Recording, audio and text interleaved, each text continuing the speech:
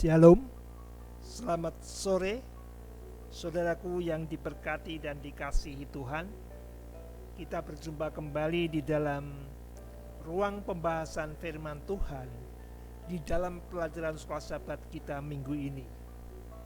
Pelajaran ini berjudul Saat Penghakimannya. Ayatnya, mari kita buka di dalam Wahyu 14 ayat yang ke-7. Dan ia berseru dengan suara nyaring, takutlah akan Allah dan muliakanlah Dia, karena telah tiba saat penghakimannya.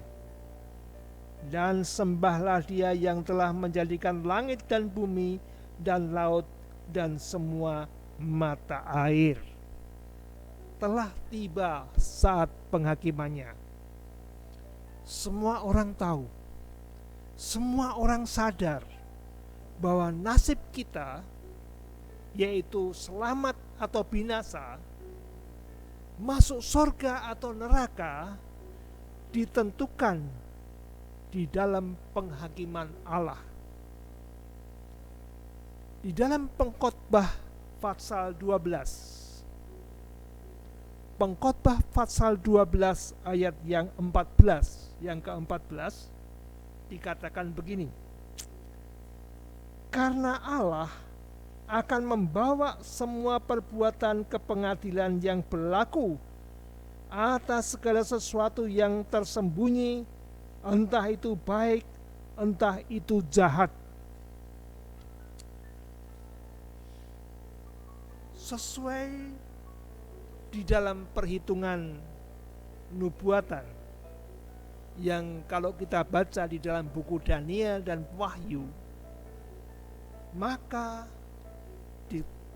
diketemukan bahwa Allah saat ini sedang memeriksa buku catatan perbuatan baik dan jahat setiap manusia.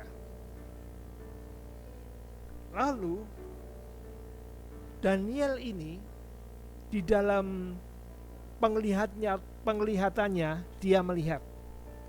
Daniel pasal 7 ayat 9 dan 10. Daniel pasal 7 ayat 9 dan 10.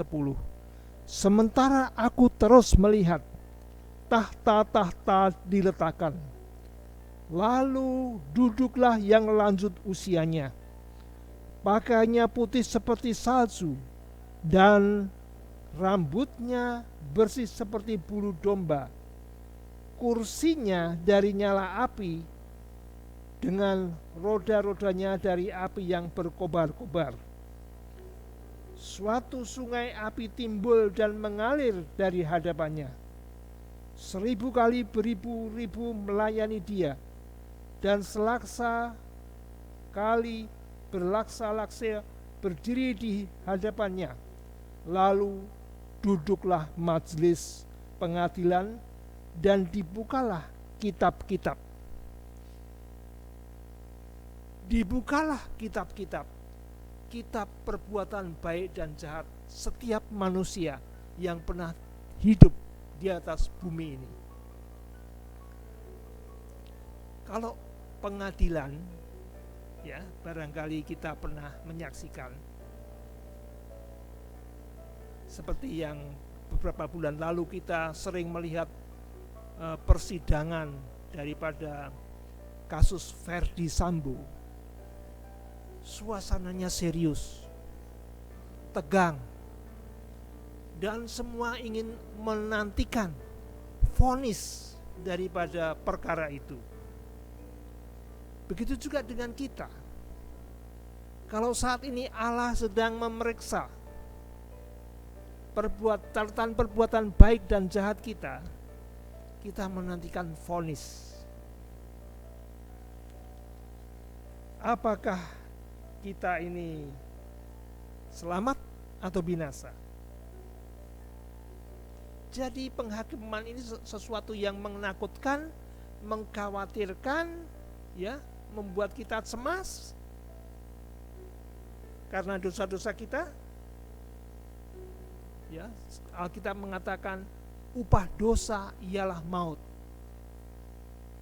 Jadi sekalipun kita berbuat baik, tidak akan bisa menutup atau mengimbangi keburukan-keburukan kita. Pepatah mengatakan nila setitik, rusak susu sebelanga. Tidak mungkin dosa itu bisa diimbangi dengan amal perbuatan baik kita. Nah, tetapi penghakiman ini ada kabar baiknya. Apakah itu? Sebelum vonis dijatuhkan, yaitu kedatangan Yesus yang kedua kali, maka masih ada kesempatan bagi kita. Kisah 3 ayat 19. Kisah pasal 3 ayat yang ke-19 dikatakan begini. Karena itu sadarlah dan bertobatlah supaya dosamu dihapuskan. Ini kabar baiknya, saudaraku. Sementara vonis belum dijatuhkan, saat ini adalah kesempatan bagi kita untuk sadar, bertobat, minta ampun, dan dosa kita di dalam buku tadi itu akan dihapuskan. Kelihatannya sepertinya mudah ya.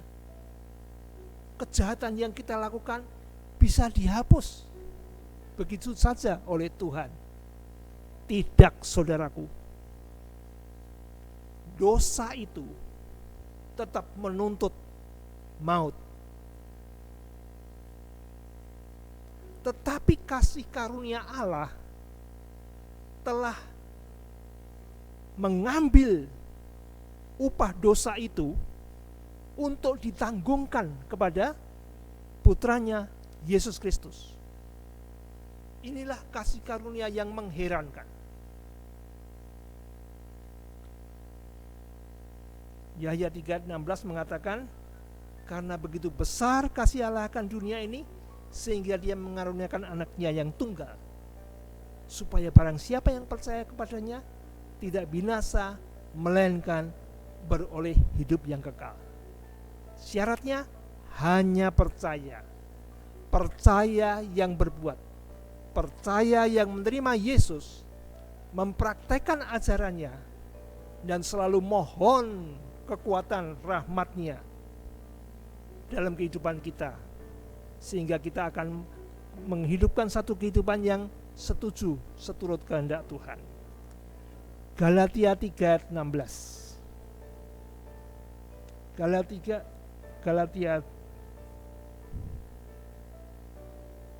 3 ayat 13. Maaf. Galatia 3 ayat 13.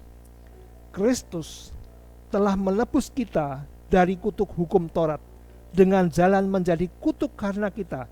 Sebab ada tertulis, terkutuklah orang yang digantung pada kayu salib. Kutukan yang harusnya kita terima telah ditanggungkan Allah kepada Yesus Kristus. Inilah kabar baiknya penghakiman itu. Allah akan mengakhiri semua dosa, kejahatan, setan dan sebagainya, karena Dia telah mengaruniakan anaknya yang tunggal.